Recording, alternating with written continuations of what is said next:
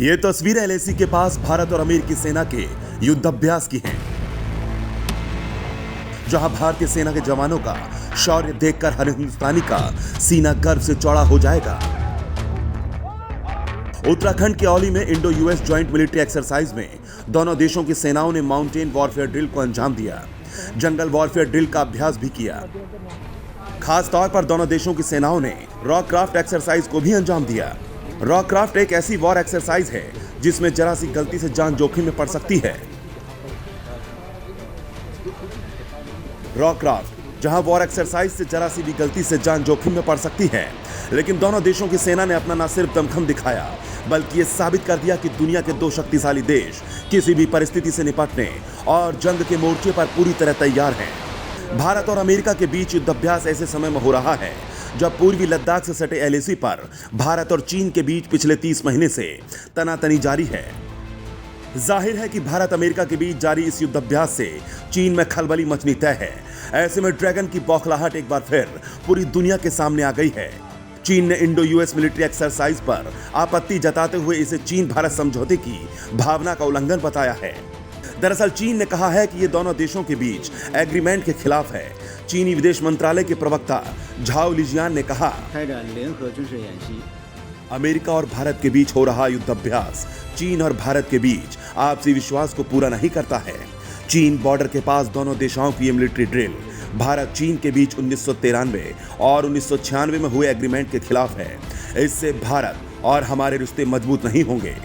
लेकिन चीन ये कैसे भूल गया कि जिस तरह वो भारत के सामने समझौते का रोना रो रहा है, वो खुद उस पर कितना खरा उतरता है।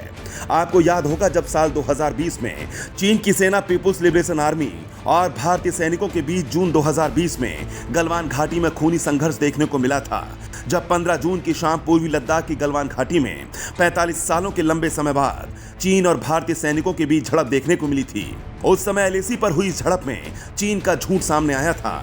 इस झड़प में जहां अपना शौर्य दिखाते हुए 20 भारतीय जवान शहीद हुए थे, तो वहीं चीन के 40 जवान मारे जाने की खबर सामने आई थी।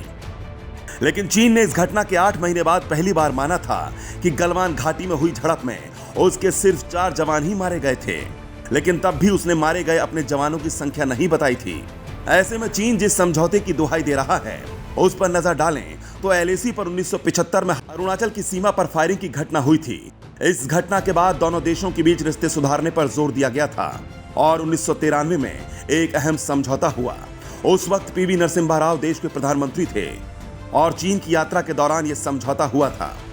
वहीं चीन की जमीन की भूख है कि शांत होने का नाम ही नहीं ले रही। हर बार चीन वही गलती करता है जिसमें उसे मुंह की खानी पड़ती है। चीन के राष्ट्रपति जिनपिंग अंतरराष्ट्रीय मंच पर भारत के साथ अच्छे रिश्तों का दिखावा करते हैं, लेकिन दूसरी तरफ चीन पीठ पीछे साजिश रचता है। टॉप इंडियन अमेरिकी सांसद राजा कृष्ण मूर्ति ने भारत को अलर्ट करते हुए दावा किया है कि चीन एलएसी के पास एक सैन्य चौकी बना रहा है। पिछले साल पेंटागन की रिपोर्ट में भी दावा किया गया था कि चीन ने अरुणाचल प्रदेश की सीमा से करीब 4.5 किलोमीटर अंदर घुसकर एक पूरा गांव बसा लिया। ऐसे में सवाल है कि आखिर चीन अपनी हरकतों से कब बाज आएगा? क्या चीन एक बार फिर गलवान पार्ट 2 चाहता है?